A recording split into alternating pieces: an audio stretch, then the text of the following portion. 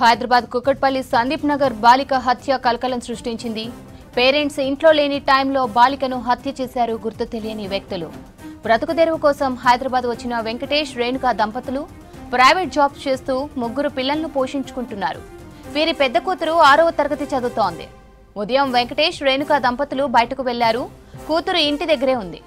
ఆమె స్కూల్కు వెళ్లిందనుకోని బాక్స్ ఇవ్వాలని వెంకటేష్ ఇంటికి తిరిగి వెళ్లాడు. అయితే మంచంపై రక్తపు మడుగులో కూతురు కనిపించింది. ఒంటిపై కత్తిఘాట్లు ఉన్నాయి. పోలీసులు ఘటనా స్థలానికి పరిశీలించారు. బాలిక డెడ్ బాడీని పోస్టుమార్టం కోసం గాంధీ హాస్పిటల్ కు తరలించారు. బాలికను ఎవరు హత్య చేశారు, ఎందుకు చంపారు అన్న కోణంలో దర్యాప్తు చేస్తున్నారు పోలీసులు. మధ్యాహ్నం 1:10 మా కుకట్పల్లి పోలీస్ స్టేషన్ కి ఒక డయల్ 100 సమాచారం వచ్చింది.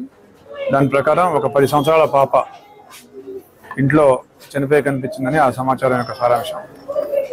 వచ్చి చూడగా ఆ పాప 10 years age and 6th class చదువుతూ ఉంది. సో వాళ్ళ ఇంట్లోనే మంచం మీద పడి ఉంది. సో ఒంటిపై కత్తిపోట్లు ఉన్నాయి. సో ఇప్పుడు ఆ బాడీ చూసాము. తల్లిదండ్రులు చెప్పే వెర్షన్ ఏంటంటే వాళ్ళు 9 o'clock ఇద్దరు కూడా జాబ్స్కి వెళ్ళిపోయినారు. వాళ్ళు మళ్ళీ తండ్రి 12:30 అట్లా బాబుకి బాక్స్ పంపాలని వచ్చి చూడగా పాప శవం బెడ్ మీద కనిపించిందని చెప్తా ఉన్నాడు.